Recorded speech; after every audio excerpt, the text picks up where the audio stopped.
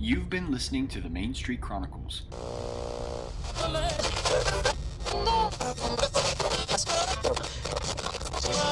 Welcome to Mama Bear Jamboree. Let's chit-chat, yik-yak, and flim-flam. Hey, what's that? I don't know. I haven't ever seen it before. Why don't you drive over and get a closer look? Okay.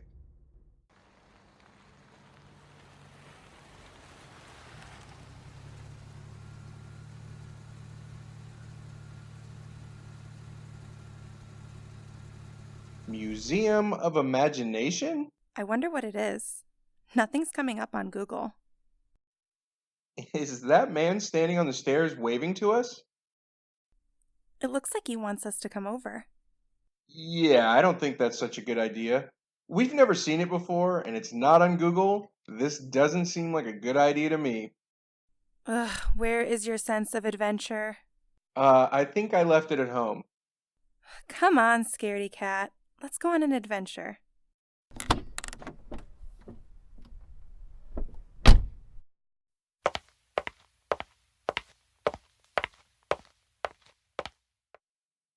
Fine. Hey, wait for me! Well, hello there.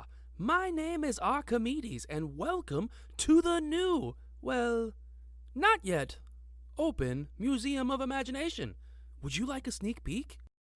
A sneak peek of what exactly?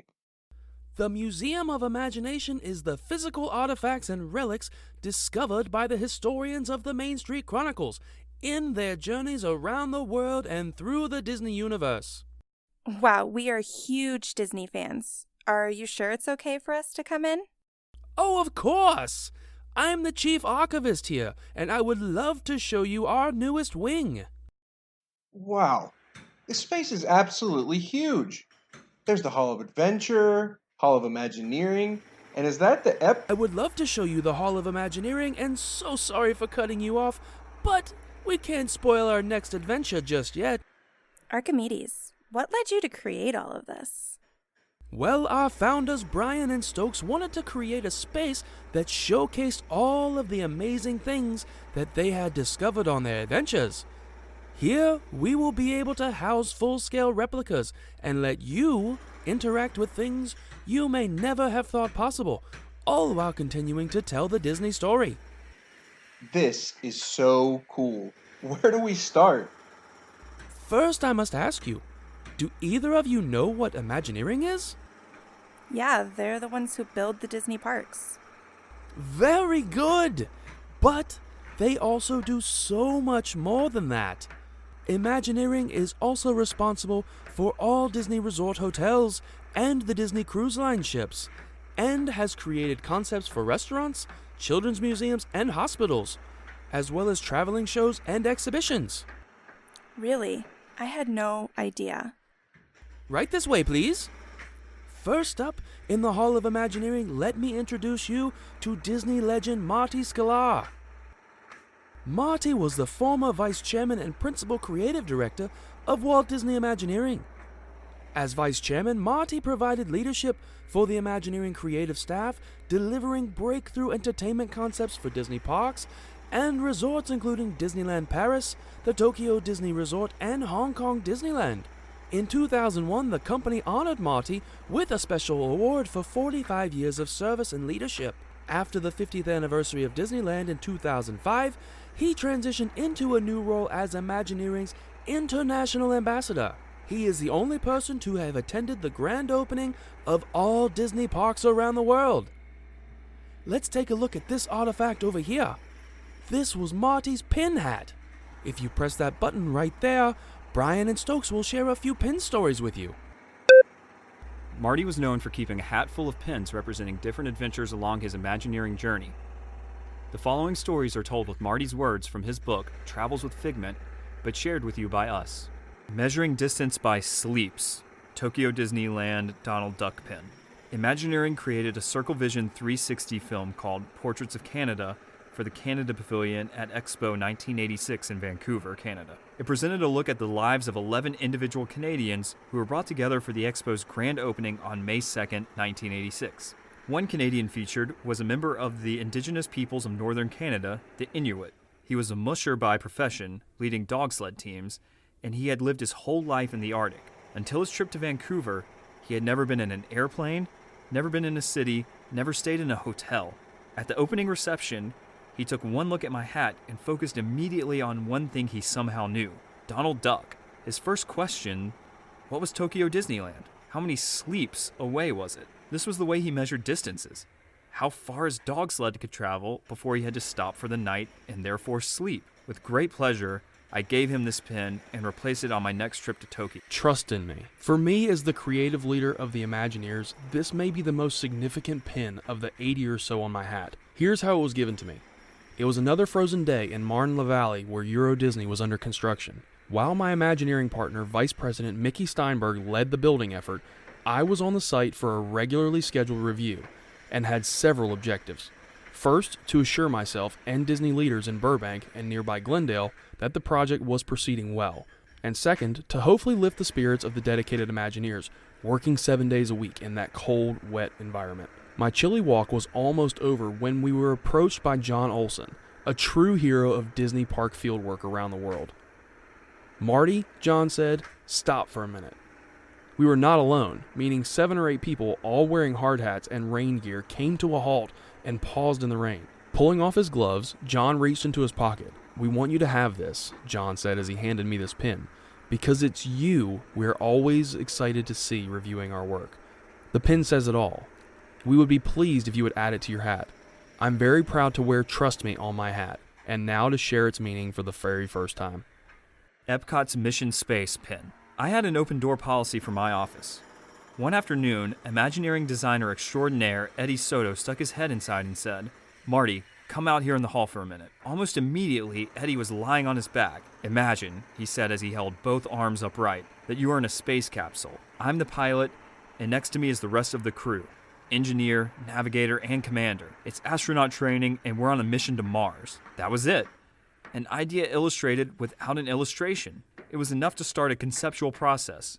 We built a full-size styrofoam model, showed it to Michael Eisner, worked together with an outside company to create a multi-armed centrifuge, brought in astronauts to authenticate the experience, created an advanced training lab as a post-show game, convinced a sponsor to help fund the project, and opened the 4-minute mission attraction on August 15th, 2003. Mickey's peace sign.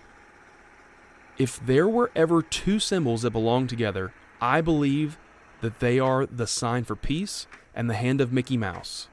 It might just be the happiest marriage on earth. I wear it with pride on my hat. I only wish I could remember the reason it was created, but no one seems to recall why or when. In the meantime, I'm thrilled to wear a pin that characterizes Mickey's role in bringing love, happiness, and peace to families and audiences around the world. Mickey Mouse has played many roles in the 90 years since Walt created him in his first starring role, 1928 Steamboat Willie. When people laugh at Mickey Mouse, Walt said, "It's because he's so human." To me, Mickey is a symbol of independence.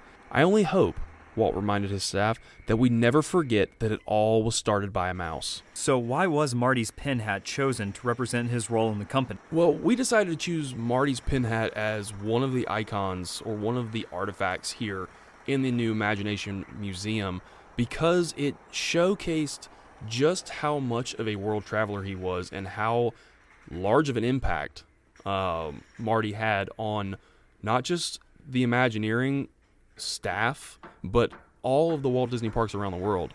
So one that the story that really hits home with me is the Mission Space pin, and that just it shows that it doesn't matter how crazy an idea may be, that he was willing to give an Imagineer an opportunity to sell it to him. He was willing to go through the process and listen to what may have been a crazy idea and then ultimately give it a green light and say, "You know what, let's go after this and let's try to see where you can take this." Yeah, I love that story with the Mission Space pin also. What I like about it, though, is the idea that Marty had an open door policy. For somebody that, at least retrospectively to us, has such a big role in the company, as someone that could even be seen as a boss, the idea that he had an open door policy and anybody could run in at any moment with an idea, as you mentioned, no matter how crazy it is amazing to me, right? The idea that Imagineer Eddie Soto came in, no storyboard, nothing, just Marty, jump out in the hall, I have an idea.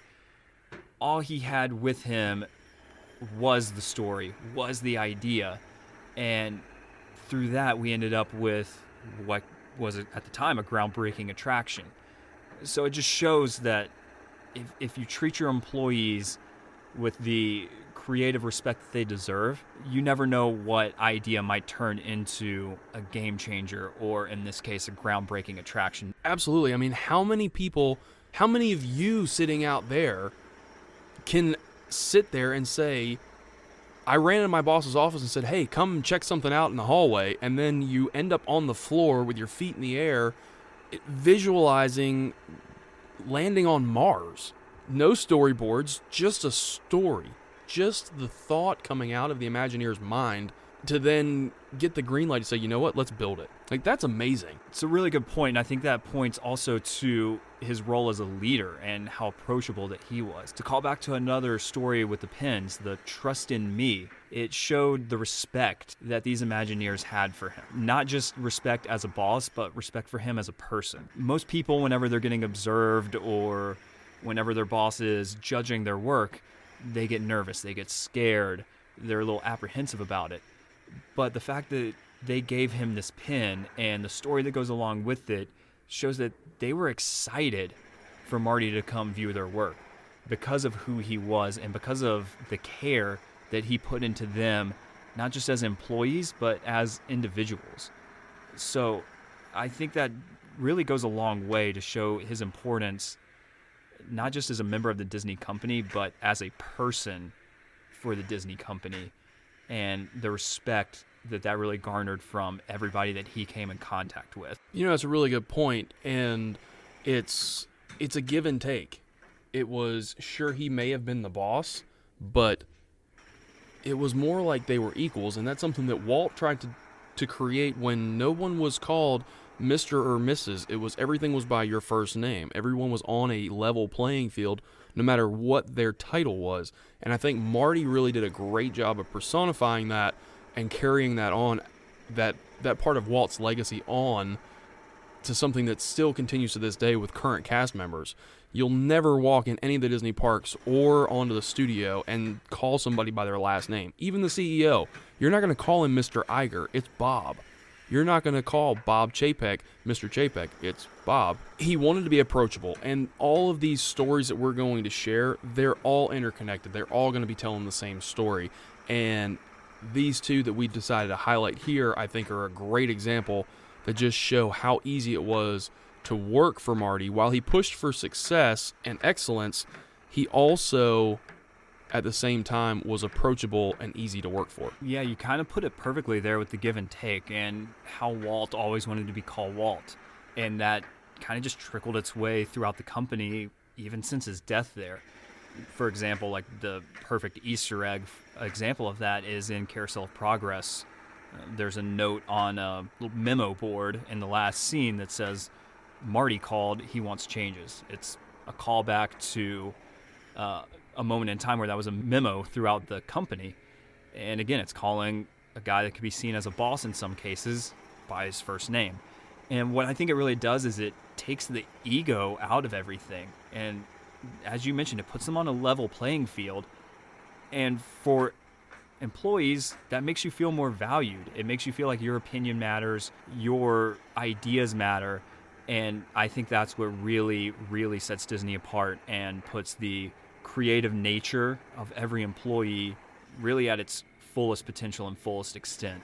And it's that kind of leads to the details that really set them apart as a company. That's a great point, and I think that's why we all come back to Disney, because it is about us, the fans, and the community that it's built. It's not about the people that built it. I mean, that's one thing that Imagineering does, is they don't allow their Imagineers to sign or put their name on the attractions or the shows. it's something that they have a unique twist where they put different Easter eggs into the attractions that say, hey, this was mine. Like a handprint. Like there's a John Hench handprint in Spaceship Earth.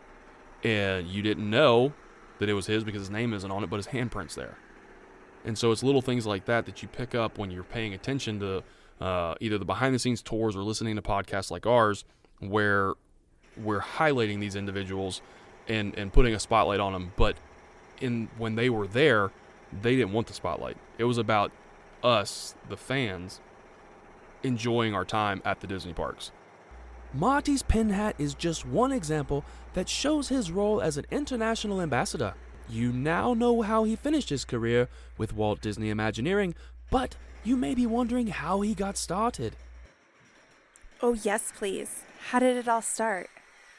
Well, if you come over this way and take a look at the newsie selling the Disneyland news, this will give you a hint at where we're going. Wait, he sold newspapers at Disneyland? Oh no, my boy, he wrote it! While attending UCLA, he was an editor of the Daily Bruin, which was the campus newspaper.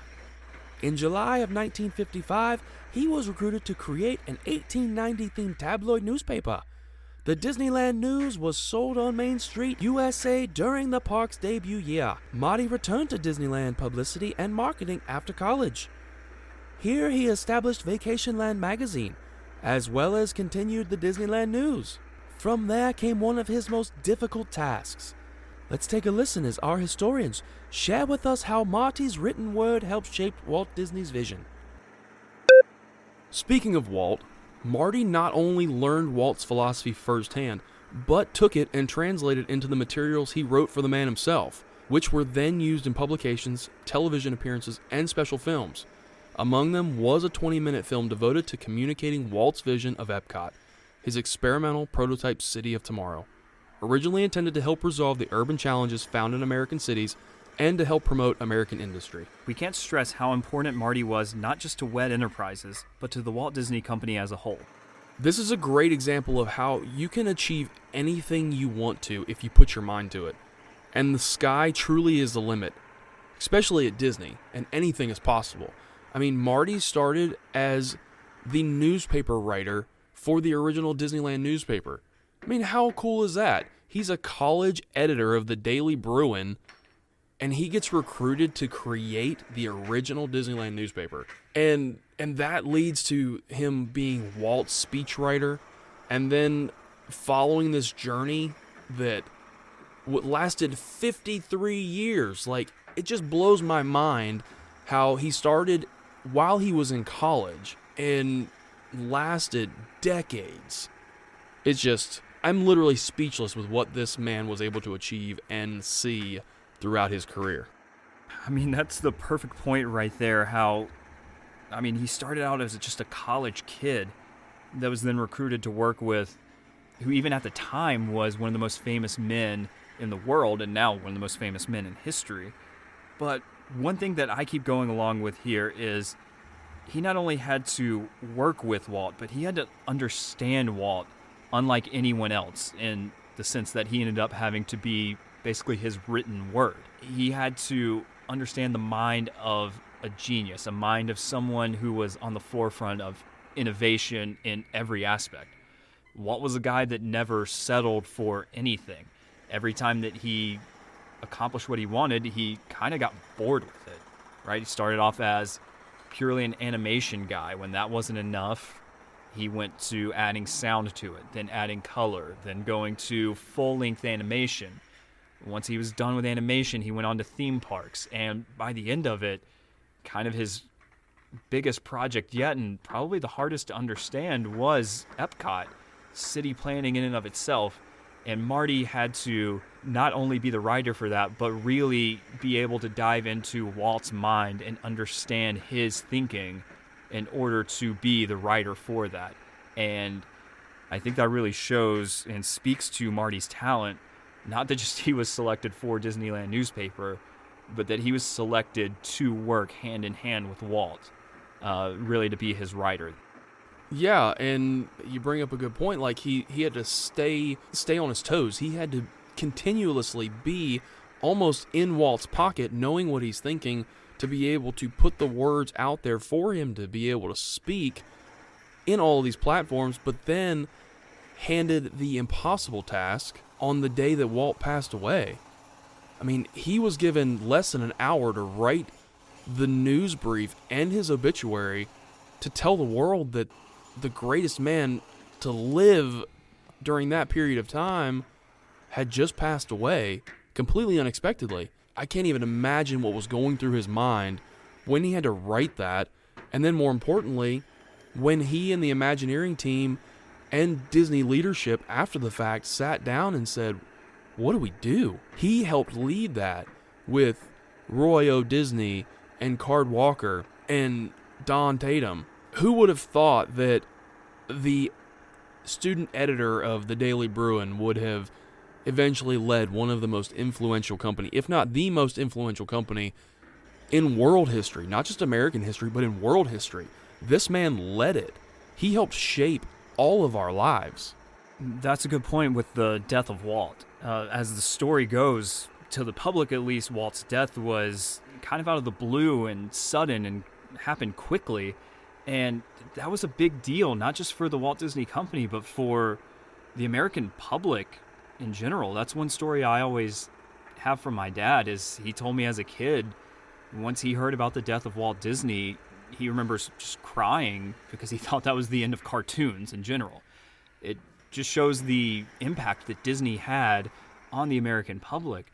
So I really think that's a testament to Marty Sklar, because he was a guy that once Walt passed away, he got a memo that said, as blunt as it sounds, Walt's dead, write something. And as you mentioned, he had about an hour to do so. So he had to basically personify this great man's life in a quick memo that he had an hour to write. And this really became a turning point and a transition period for him. And it speaks to him as a professional, both on the creative side and the leadership side, that he really transitioned from being Walt's writer to one of the leading men in the Imagineering company and the entire Disney company also as a result. Wow, I had no idea that he worked so closely with Walt. Was there anyone closer than Marty? Oh yes, but that is a story for another day, my dear. Hey, what's that dog statue over there? Oh, that's Nipper. He was the symbol of RCA. Marty joined WED Enterprises in 1961 as part of a team assigned by Walt to develop industry-sponsored shows and pavilions for General Electric, Ford, Pepsi-Cola, UNICEF, and the state of Illinois at the 1964-1965 New York World's Fair. Marty first became an Imagineering officer in 1974 when appointed Vice President of Concepts and Planning, a role in which he guided creative development of Epcot Center at the Walt Disney World Resort in Florida. In 1979, he was named Vice President of Creative Development, followed by Executive Vice President in 1982. He served as President and Vice Chairman from 1987 to 1996. Now press the button to hear just how Nipper and Marty are connected.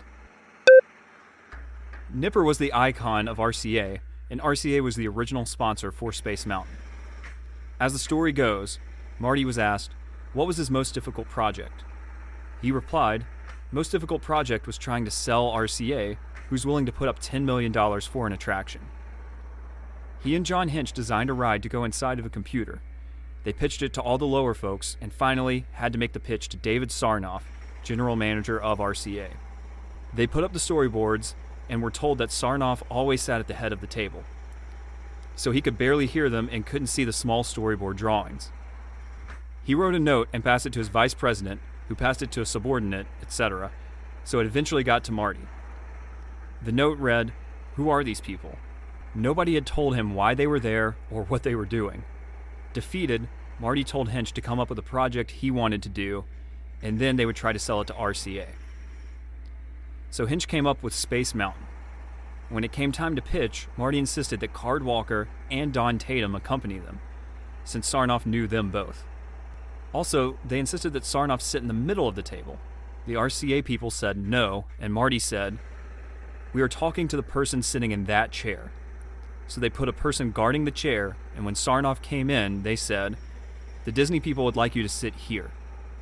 Sarnoff said, "Sure." Nobody had ever asked him before to sit anywhere else. They just assumed he wanted to sit at the head of the table. Marty and Hinch sold the Space Mountain project. This story shows just how important Marty's involvement was in the development and growth of WED Enterprises and ultimately WDI. He identified the problems and helped open up avenues for the Imagineers to explore their creativity and expand upon ideas that they may have never thought were possible. So this story right here, in my mind, ties in really well with the mission space pin. It's, and we've already discussed it a little bit already, but I think that this really gives us a great example of, you know what, here's an obstacle. We're going to figure out another way to go around it or go about getting the outcome, because the outcome was they wanted the $10 million. So they needed to figure out what to do. The computer attraction didn't work. So they go back to something that Walt originally wanted. That's something that's not even mentioned in the story. Walt originally wanted Space Mountain, but the technology wasn't there yet. And here was an opportunity to partner with the leader in technology at the time in RCA and said, hey, let's utilize your software and let's put it together and let's have a system that works seamlessly and build a cutting edge attraction. I mean, nothing like getting told no at the most inopportune time when you're pitching to the CEO or the chairman of the company, and then say, you know what, we're gonna call a Hail Mary, and it's 4th and 30, or whatever it may be. It's your last ditch opportunity to win the game, and here you go, and you come up with Space Mountain, one of the most iconic attractions in any of the Disney parks. Yeah, I've always found this story in general to be pretty fascinating on a lot of different levels. The first one in and of itself being the idea for Space Mountain coming from Walt himself. There's that famous quote that he has saying, "I can have a Matterhorn mountain, why can't I have a Space Mountain?" And it's the idea there that, like you said, a good idea never dies. Walt said that years before Space Mountain was ever even invented, and that's where the name Space Mountain comes from, because a lot of times people hear Space Mountain and it doesn't make a lot of sense. Walt was already way ahead of his time trying to figure out how he could get that type of technology into his park way before the world was ready, I guess. But on another level, I think how this relates to Marty is it really shows his role as a problem solver and as a leader. Again, it shows he's not scared to be the guy that's in there in the trenches pitching the idea and trying to get the idea sold.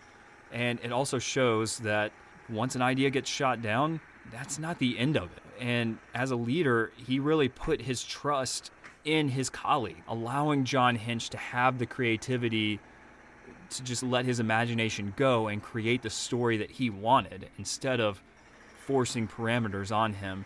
Really helped sell this, and how he was ready to overcome the obstacles even when it came down to the seating position of who they were pitching the idea to. It just shows he was detail-oriented, he was employee-oriented, and he was story-oriented from the beginning. And that's what I think really does help create this Disney difference and sets them apart and puts them at an entire different level. And it's also interesting to think about Space Mountain's kind of a classic attraction to a lot of us. And I mean, it was around 15 years before I was born. And this shows how easily those attractions that we see as classic could have just been pushed aside. And again, it's thanks to people like Marty, thanks to people like John Hinch, that we're able to enjoy these, what we consider timeless attractions. You know, that's a great point, and something that I've always heard from Imagineers and in interviews and documentaries is that there's no such thing as a bad idea. It just may not be right now. And this was a classic example of that, where Walt wanted this, but they didn't have the technology. You put it on the shelf. You come back to it. And it may be decades later, but here it is. Here was a perfect opportunity for them to utilize something that they had originally wanted back at the opening of Disneyland. It just wasn't the right time. But here Marty saw was the right time, along with John Hench, to say, hey, you know what? This is a perfect opportunity for us to partner RCA and the Walt Disney Company together on this cutting-edge attraction. Marty retired from the Walt Disney Company on July 17, 2009, after 53 years with the company. He unfortunately passed away a few years ago in his Hollywood Hills home on Thursday, July 27, 2017.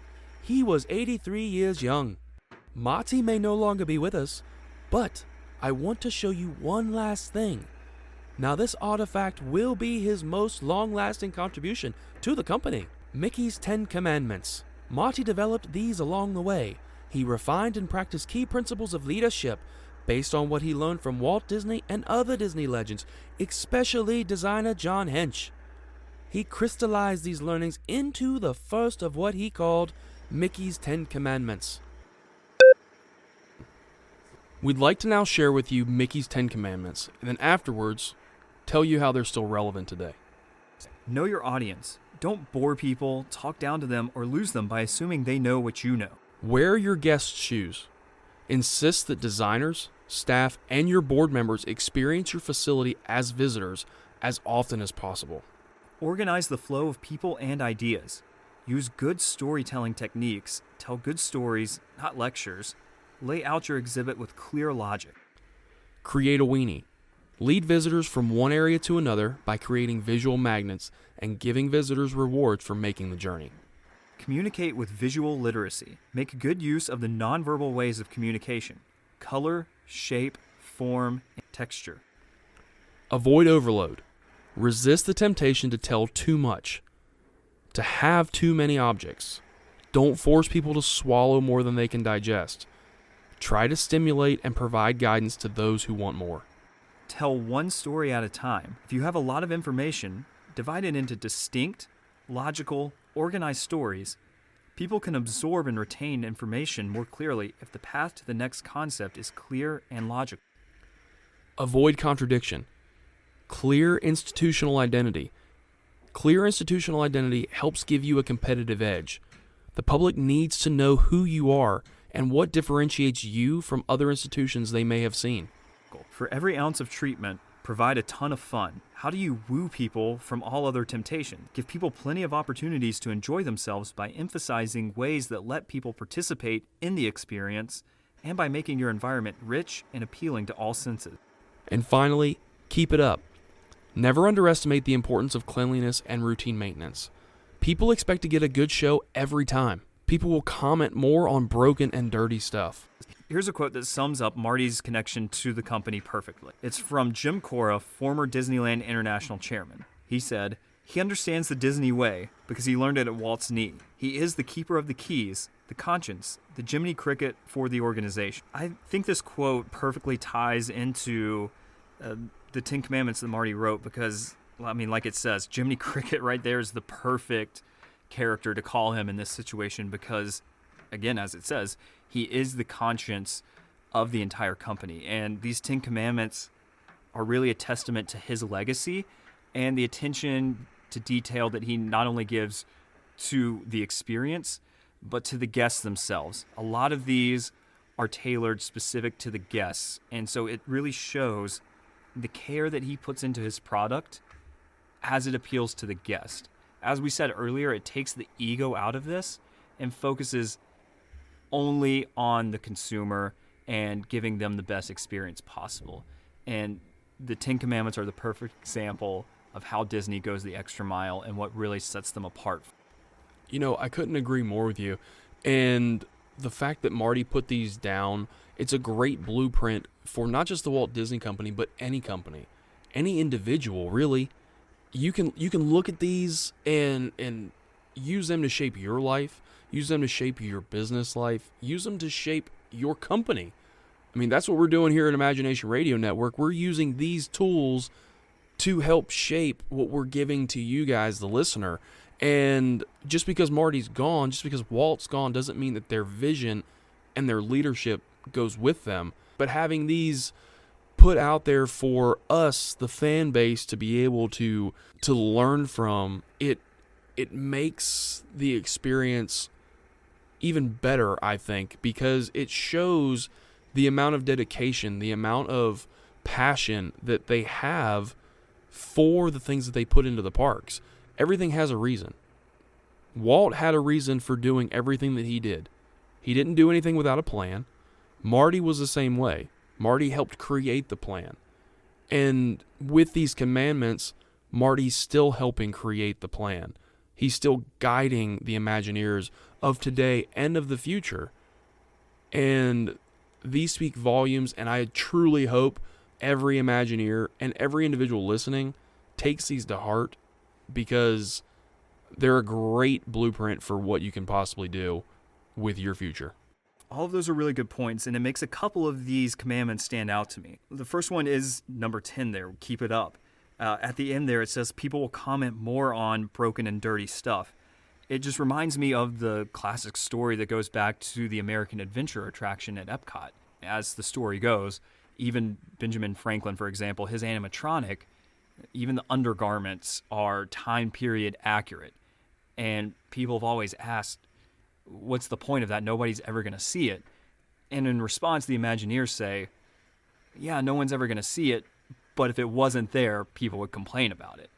And basically what that story means is, if we didn't pay that good of attention to detail, our story wouldn't be good enough.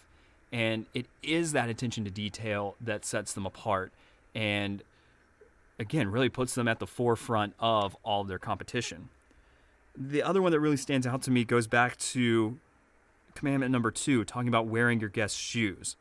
And again, it's kind of what I said earlier. A lot of the focus is on the guest and is on their experience, because they're the ones that matter. And if something isn't right for them, then the entire company just crumbles as a result. So focusing on the guest, again, really takes the ego out of it, really pushes the story forward and pushes what's important forward.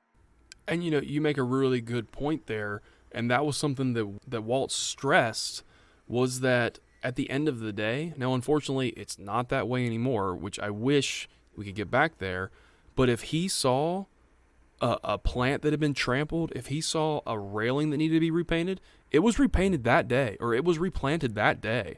It wasn't waiting around until the next refurbishment. It was, I'm going to provide the best experience for my guest today, tomorrow, and yesterday. And that's something that I think Marty really tried to push for, but unfortunately, it's not something that's still around right now because of the logistics of running the multi-billion-dollar corporation that is the Walt Disney Company. But it would be great if we could go back to those basics and focus on the let's keep it up. Because of all of the 10 Commandments, unfortunately, I think that's the only one that's not adhered to anymore. So to culminate this discussion, what word, in your opinion, describes Marty as an Imagineering legend? So, to me, Marty represents continuity. And I use the word continuity because he was that driving force. I mean, we've talked about it numerous times throughout this episode. You had Walt, and then you had Marty. And Marty did his best to keep it as fluid as possible after Walt's untimely passing. And he held the ship together. And then he held the company together, really. If it wasn't for Marty, what would have happened to the Walt Disney parks, let alone it becoming the Walt Disney Resorts? Because at the time there weren't the resorts. And it wasn't until Michael Eisner came in that it became the resorts. And it was more than just the parks or the Magic Kingdom. And I honestly feel that without Marty, we would not have what we as fans know and love today. And I hate that I never had the opportunity to meet him. But if he is listening, Marty, thank you. You've helped shape my life. I hope you and Walt are enjoying and pleased with everything that is going on now. But yeah, it's continuity for me is the one word that Marty represents to me with Walt Disney Imagineering, and not just Imagineering, but the Walt Disney Company as a whole. I mean, 53 years. That's a long time. That's a long time to be with a company. That's a long time to do anything, and to still have that passion up until the day that he passed away. That's unbelievable to me. That is absolutely unbelievable. So, yeah, continuity is what Marty represents to me. So for me, as much of a cop-out answer as this seems, this was a really special one to start off season 2 with for me. But the word that I came up with to describe Marty is Disney. And that's for several different reasons.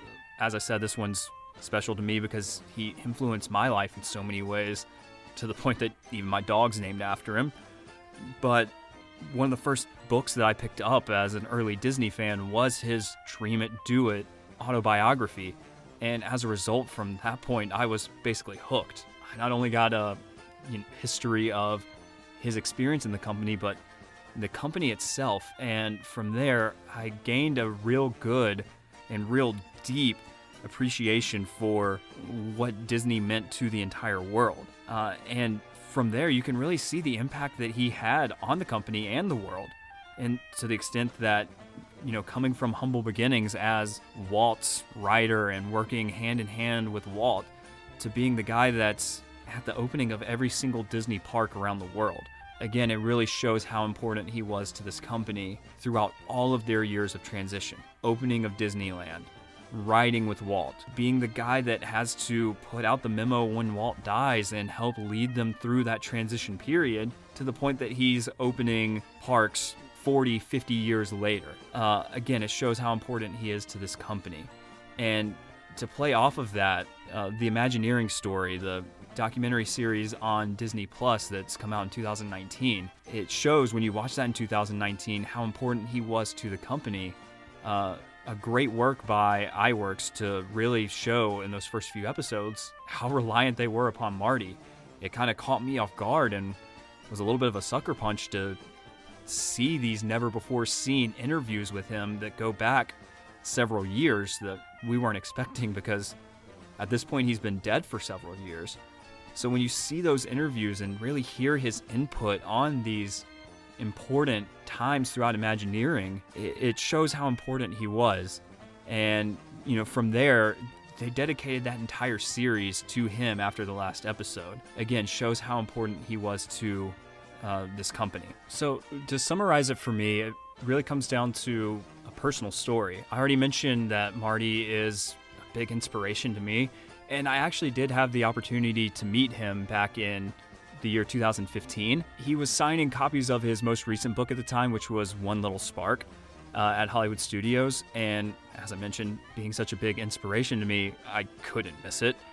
So my dad and I actually drove 9 hours overnight straight to Hollywood Studios to meet him. And kind of a surreal experience, but the one thing that I remember that he wrote in my book was "Make many sparks." And I feel like his attachment to the company can be summed up in that phrase. And that's also a phrase that I've tried to apply to my own life, and it's become an inspiration to me. It's obviously a play on words with the title, but to me, I've been able to use it in my everyday life, whether it's through my profession. I'm a teacher by trade, so whether it's with my students, making little sparks with them through the knowledge that I give them, or even connecting with them on a personal level, or whether it's through what I do with my free time. It's become one of the taglines for what we do here at Imagination Radio Network, bringing a little spark to your day. And from us here, we really do hope that what we're able to do is bring a little spark, whether it's bringing enjoyment to your day or helping inspire you to achieve whatever it is that you want to achieve out there. You have me at a loss for words here with what you just said, because I wasn't expecting it at all from Imagineering, the show. iWorks and Co. did an amazing job. Shout out to Leslie iWorks. Thank you for creating that amazing documentary series. And then to dedicate it, I was not expecting that either. And to say that your word was Disney, it's not a cop-out. It's exactly like Marty was Disney. They go hand in hand. Marty Sklar and the Walt Disney Company, they're one and the same in my mind. So it's definitely not a cop out in my book. Hopefully our listeners don't feel it as a cop out, but no, thank you for sharing that. It's I'm gonna say this, and then feel free to you can say it, but Marty, thank you for everything. We all wouldn't be here without you. So there's a reason we picked Marty as our number one to start off this season. Not selfishly, I wanted it to be Stokes' first because this was his favorite. I wanted him to have a spotlight for his idol. But upon further research, I always knew that Marty was an influential person. I didn't know how influential he was until I dove into the research, and it's amazing what this individual was able to create for all of us. Tune in next month as Archimedes leads us into a new adventure in the Hall of Imagineering as we learn the told and untold stories of another Imagineer. You've been listening to the Main Street Chronicles, part of the Imagination Radio Network and a BRS production. Would you like to go on another adventure?